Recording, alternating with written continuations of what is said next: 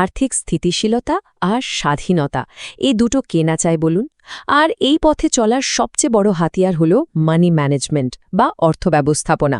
চলুন আজকের এই আলোচনায় আমরা এই যাত্রার প্রত্যেকটা ধাপ সহজ করে বুঝে নিই, যাতে আমাদের সবার আর্থিক ভবিষ্যৎ সুরক্ষিত হয়। আচ্ছা, টাকা পয়সা ম্যানেজ করাটা কেন এত কঠিন মনে হয় বলুন তো? প্রায়ই আমাদের মনে হয় মাসের শেষে আয় আর ব্যয়ের হিসাব মেলাতেই পারছি না। টাকা জমানো বা ইনভেস্ট করা তো আরও পরের ব্যাপার। কিন্তু আসল কথা কি জানেন? সঠিক পথটা জানা থাকলে পুরো বিষয়টা কিন্তু অতটাও জটিল না। তো প্রশ্ন হল, মানি ম্যানেজমেন্ট আসলে এতটা জরুরি কেন? দেখুন, এটা কিন্তু শুধু টাকা জমানোর ব্যাপার না। এটা এমন একটা স্কিল যা আমাদের জীবনের প্রায় সব দিকে প্রভাব ফেলে।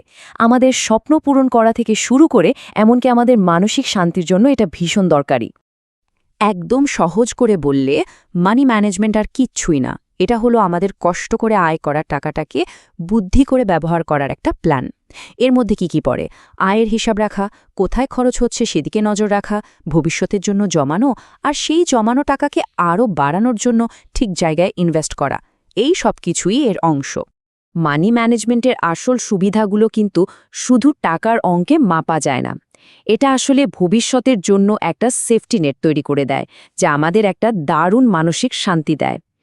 একবার ভাবুন তো, যখন জানা থাকে যে হঠাৎ কোনো বিপদ আপদের জন্য টাকার ব্যবস্থা আছে, তখন বাড়ি কেনা বা রিটায়ারমেন্টের মতো বড় স্বপ্নগুলো পূরণ করার আত্মবিশ্বাসটাও কিন্তু অনেক বেড়ে যায়। তো চলুন শুরু করা যাক। ফিন্যান্সিয়াল ম্যানেজমেন্টের একদম প্রথম আর সবচেয়ে জরুরি ধাপটা হলো টাকা কোথা থেকে আসছে আর কোথায় যাচ্ছে সেটার একটা পরিষ্কার ধারণা থাকা, মানে আমাদের ক্যাশ ফ্লোকে কন্ট্রোল করা। আর এই ক্যাশ ফ্লো বোঝার সবচেয়ে ভালো উপায় হলো বাজেট তৈরি করা। বাজেটকে বলা যেতে পারে আমাদের ফিন্যান্সিয়াল ব্লুপ্রিন্ট। এটাই আমাদের খরচের ওপর কন্ট্রোল রাখতে সাহায্য করে আর চোখে আঙুল দিয়ে দেখিয়ে দেয় যে কোথায় কোথায় আমরা অহেতুক খরচ কমাতেও পারি। সত্যি বলতে, একটা ভালো বাজেট ছাড়া আর্থিক লক্ষ্য পূরণ করাটা প্রায় অসম্ভব। বাজেট বানানো কিন্তু মোটেও কঠিন কিছু না। কি করতে হবে? প্রথমে ট্যাক্স দেওয়ার পর হাতে ঠিক কত টাকা আসছে, মানে নেট ইনকাম, সেটা হিসেব করতে হবে। তারপর মাসের সমস্ত খরচ, যেমন ধরুন বাড়ি ভাড়া, খাওয়া দাওয়া, যাতায়াত, সব কিছুর একটা লিস্ট বানাতে হবে। এরপর নিজের ছোট বড় ফিন্যান্সিয়াল গোলগুলো ঠিক করে সেই অনুযায়ী একটা প্ল্যান তৈরি করতে হবে। আর হ্যাঁ, এই প্ল্যানটা কিন্তু মাঝে মাঝে রিভিউ করে অ্যাডজাস্টও করতে হবে। বাজেট তৈরির জন্য একটা খুব জনপ্রিয় আর সহজ নিয়ম আছে। সেটা হলো 50-30-20 রুল। নিয়মটা কি? আপনার আয়ের 50% যাবে আপনার প্রয়োজনে, মানে যেগুলো ছাড়া চলেই না, যেমন বাড়ি ভাড়া বা খাবার দাবার। 30% যাবে আপনার ইচ্ছা পূরণে, যেমন ধরুন বাইরে খেতে যাওয়ার বা একটু বিনোদন। আর বাকি 20% ওটা সরাসরি চলে যাবে সেভিংস বা সঞ্চয়ে। যারা প্রথমবার বাজেট করছেন তাদের জন্য এটা কিন্তু শুরু করার দারুণ একটা উপায়। ওকে, তো বাজেট তৈরি করে আমরা আমাদের ক্যাশ ফ্লো কন্ট্রোলে আনলাম। এর পরের ধাপ কি? এবার আমরা দেখব কিভাবে হঠাৎ আসা কোনো বিপদ আপদের জন্য একটা ফিন্যান্সিয়াল সেফটি নেট বা সুরক্ষা বলয় তৈরি করা যায়। এখানে একটা খুব পাওয়ারফুল কথা আছে, পে ইয়োর সেলফ ফার্স্ট, মানে আগে নিজেকে টাকা দিন। এর মানেটা কি? এর মানে হলো মাইনে পাওয়ার সাথে সাথে অন্য কোনো খরচ করার আগেই একটা নির্দিষ্ট অ্যামাউন্ট সেভিংসের জন্য সরিয়ে রাখা। এই অভ্যাসটা যদি একবার তৈরি করে ফেলা যায়, তাহলে সঞ্চয়টা কিন্তু মাস্ট হবে। এটা আর্থিক ডিসিপ্লিনের জন্য খুব জরুরি। এই যে সেভিংসের কথা বললাম, এর একটা বড় অংশ হলো এমার্জেন্সি ফান্ড। এই ফান্ডটা হলো আপনার আর্থিক বর্ম। ধরুন হঠাৎ করে কোনো মেডিকেল এমার্জেন্সি এলো বা চাকরি চলে গেল, তখন এই ফান্ডটাই কিন্তু আপনাকে ধার দেনা করা থেকে বাঁচাবে। আর এটা যে কি পরিমাণ মানসিক শান্তি দেয় তা আর বলার অপেক্ষা রাখে না। তাহলে প্রশ্ন হলো, এই ইমার্জেন্সি ফান্ডে ঠিক কত টাকা রাখা দরকার? ফিন্যান্সিয়াল এক্সপার্টরা বলেন অন্তত 3 থেকে 6 মাসে চলার মতো খরচ এই ফান্ডে রাখা উচিত।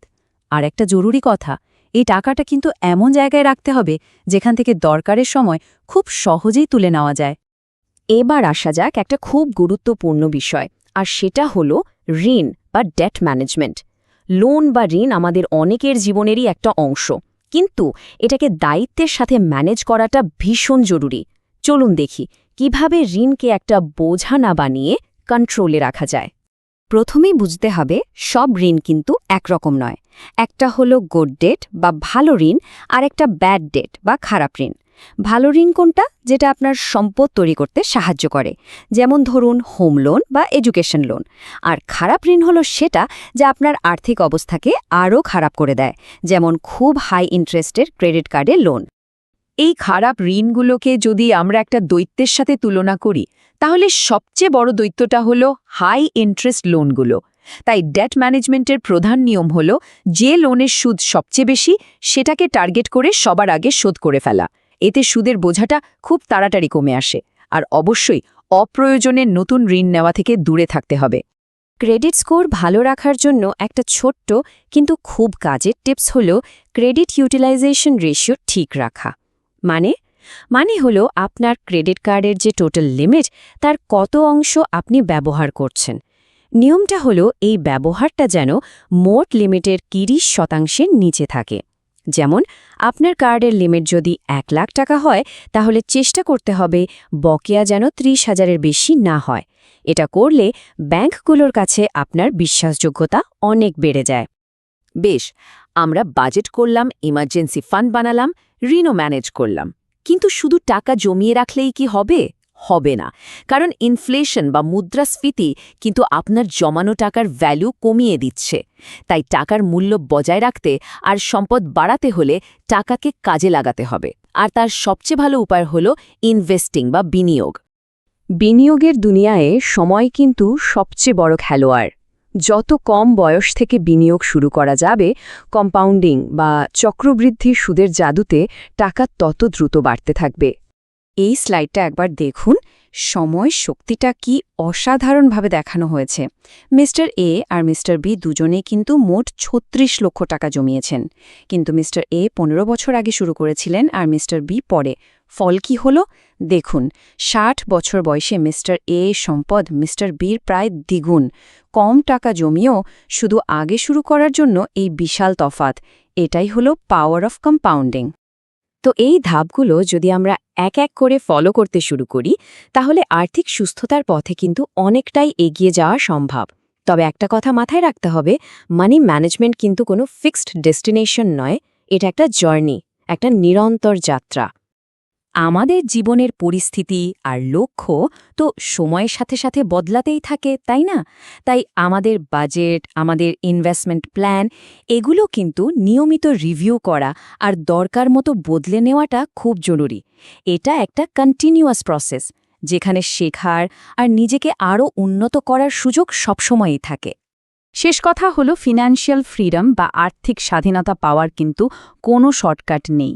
এর জন্য লাগে ধৈর্য, ডিসিপ্লিন আর একটা পরিষ্কার প্ল্যান। আজকে নেওয়া এই ছোট ছোট পদক্ষেপগুলোই কিন্তু একদিন একটা সুরক্ষিত আর সমৃদ্ধ ভবিষ্যতের ভিত গড়ে দেবে। এই পুরো আলোচনার পর একটা প্রশ্ন কিন্তু থেকেই যায়। এই মুহূর্তে, ঠিক আজ, আর্থিক সুস্থতার দিকে প্রথম কোন ছোট পদক্ষেপটা নেওয়া যেতে পারে? হতে পারে সেটা নিজের সমস্ত খরচ একটা খাতায় লেখা শুরু করা, অথবা সেভিংস অ্যাকাউন্টে একটা অটোমেটিক ট্রান্সফার সেট করে দেওয়া। শুরুটা যতই ছোট হোক না কেন, এর প্রভাব কিন্তু হতে পারে বিশাল।